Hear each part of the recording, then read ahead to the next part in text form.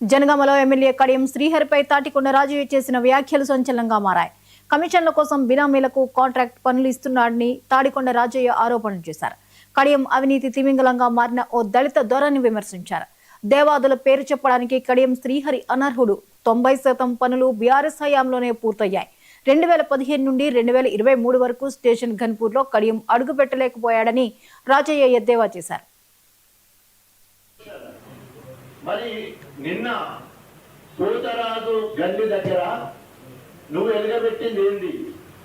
నీ బినామీ, నీ కాంట్రాక్టర్ సబ్లీస్ ఇప్పించిన నీ బినామీ అండర్లైన్ చేస్తున్నా. తాటికొండ గ్రామానికి సంబంధించిన నీ బినామీకి డబ్బులు ఇప్పించడం కోసం సబ్లీని ఇప్పించి ఆయన ద్వారా ఈయన కమిషన్లు తీసుకోవడానికి పెట్టుబడి పెట్టి మరి కడియం శ్రీ బినామీగా తాటికొండ వాసి అక్కడ పనిచేయడం జరిగింది.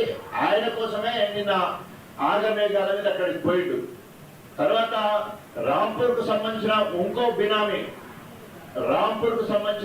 బినామీ ద్వారా బీటీ రోడ్లు, సిసి రోడ్లు, తర్వాత కల్వర్ల మీద బ్రిడ్జ్ కట్టడానికి ఇంకో బినామీని వాడుకొని, దయచేసి ప్రెస్ లో రావాలని చెప్తున్న 3 బినామీలు మొత్తం ఈరోజు పనులన్నీ కూడా వారికి అప్పచెప్పడం జరుగుతుంది.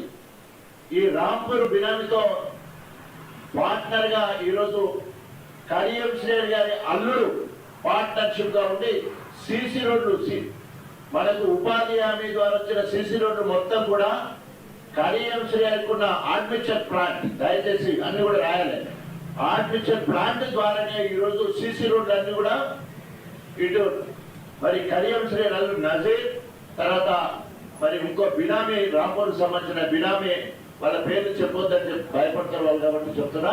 సో వాళ్ళ ద్వారా ఈరోజు ఎక్కడ పనులు జరిగినా, మేకలగడ్డ దగ్గర బ్రిడ్జి కావచ్చు, అదేవిధంగా అక్కడ కుందారం దగ్గర బ్రిడ్జి కావచ్చు, తర్వాత ఇప్పుడు పోస్తున్న సిసి రోడ్డు మొత్తం కూడా డైరెక్ట్ గా అక్కడక్కడ పర్యవేక్షించడానికి కూడా కడియం శ్రీ అల్లుడు పోయి మన ఎక్కడన్నా గ్రామస్తులు ఏదన్నా అడ్డుపడేది ఉంటే అక్కడ పోయి సంజాయించి రావడం జరుగుతాం. డైరెక్ట్ క్వశ్చన్, మరి నిన్న పోతరాజు గల్లి దగ్గర